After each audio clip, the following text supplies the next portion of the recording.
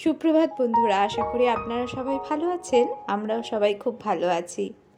আজ 16th April mother nature সেলিব্রেশনের জন্য school থেকে একটি প্রজেক্ট দেওয়া হয়েছে। 19th এপ্রিলে স্কুলে মাদার নেচার সেলিব্রেশন হবে, তার জন্যই লেগে পড়েছি। প্রত্যেকটা সেকশনকে ডিফারেন্ট অ্যানিমালস, বার্ডস, ফ্লাওয়ার্স এসব সেজে যেতে বলেছে। তো মামকে ওদের সেকশন ইতে বলেছিল ক্লাউডস আর ওয়াটার ড্রপলেট সেজে যেতে। তো ওকে সাজানোর জন্য এই মামেরই জামার একটা বক্স আমি এখানে ইউজ করেছি ক্লাউডস আর ওয়াটার ড্রপলেটসগুলো তৈরি করার জন্য। প্রজেক্টটা হয়ে যাওয়ার পরে কীভাবে ফিক্স করব শরীরে, সেটা একটা সমস্যা ছিল। তো সেটাকে ডাবল টেপ দিয়ে অ্যাডজাস্ট করার চেষ্টা করেছিলাম, কিন্তু ওটা বেশিক্ষণ লাস্টিং হয়নি।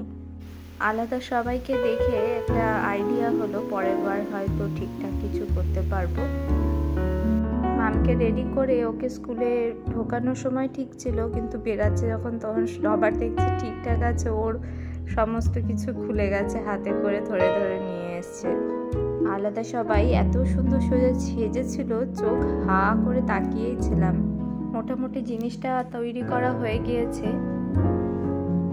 মেঘের তলায় কিছু ছোট্ট ছোট্ট ওয়াটার ড্রপলেটস বানিয়েছি, আর নিচ বুকটাতে এই ওয়াটার ড্রপলেটটা বসাবো, তার জন্য এটাও বানিয়েছি। কেমন হয়েছে এবার আপনারাই জানাবেন। অনেকটাই পরিশ্রম এবং সময় লেগে গিয়েছে এইটুকুটা বানাতে। স্কুলে এসে মামকে রেডি করে নিয়েছি।